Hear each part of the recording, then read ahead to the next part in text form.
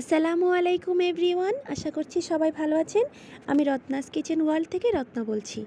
আজ আপনাদেরকে তৈরি করে দেখাবো ভিন্ন স্বাদের পাকোড়া। বাচ্চারা এমনিতে পাকোড়া খেতে খুব পছন্দ করে, তার সাথে যদি একটু ভেজিটেবল অ্যাড করা থাকে তাহলে বাচ্চাদের ভেজিটেবলটাও খাওয়া হয়ে যাবে। আর এই রমজান মাসে তৈলাক্ত খাবার হলেও এই ভেজিটেবল পাকোড়াটা আমাদের স্বাস্থ্যের জন্য খুবই উপকারী।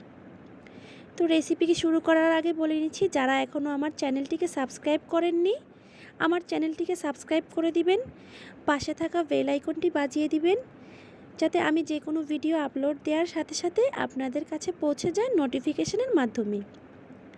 তো চলুন শুরু করা যাক রেসিপি। ভেজিটেবল পাকোড়ার জন্য আমি এখানে নিয়ে নিয়েছি একটি ডিম, একটি আলুকে আমি চিকন করে কুচি করে নিয়েছি, আর নিয়েছি বাঁধাকপি, পেঁয়াজ কুচি, কাঁচামরিচ কুচি আর গাজর কুচি। আপনারা আপনাদের পছন্দ অনুযায়ী সবজি নিয়ে নেবেন। আমি এবার একটি মিক্সিং বলে সবগুলো সবজি দিয়ে দিচ্ছি। পাতাকপি কুচি, আলু কুচি, গাজর কুচি আর পেঁয়াজ কুচি দিয়ে দিব, কাঁচামরিচ কুচি আর পরিমাণ মতো লবণ। এবার দিয়ে দিচ্ছি একটি ডিম, আর ক্রিস্পি হওয়ার জন্য আমরা এখানে 2 টেবিল চামচ চালের গুঁড়ো অ্যাড করছি, আর দিয়ে দিচ্ছি ধনেপাতা।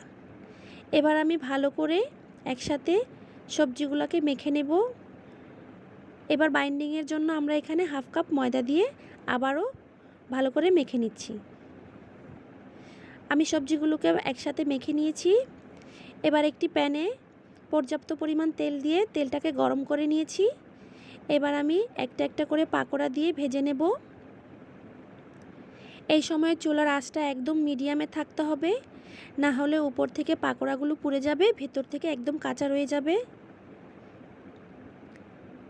মিডিয়াম আঁচে আমি এটাকে ভেজে নেব, তাহলে সবজিগুলো ভেতর থেকে একদম পারফেক্টভাবে সেদ্ধ হয়ে যাবে।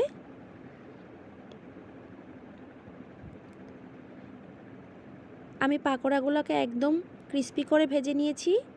উপরটা ঠিক এরকম ক্রিস্পি করে ভেজে নেবেন, তাহলে খেতে খুব টেস্ট লাগে।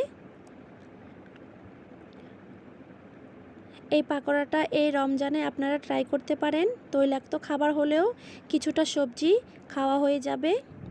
আশা করছি আমার রেসিপিটি সবার ভালো লাগবে। ভালো লাগলে লাইক, কমেন্ট, শেয়ার করবেন।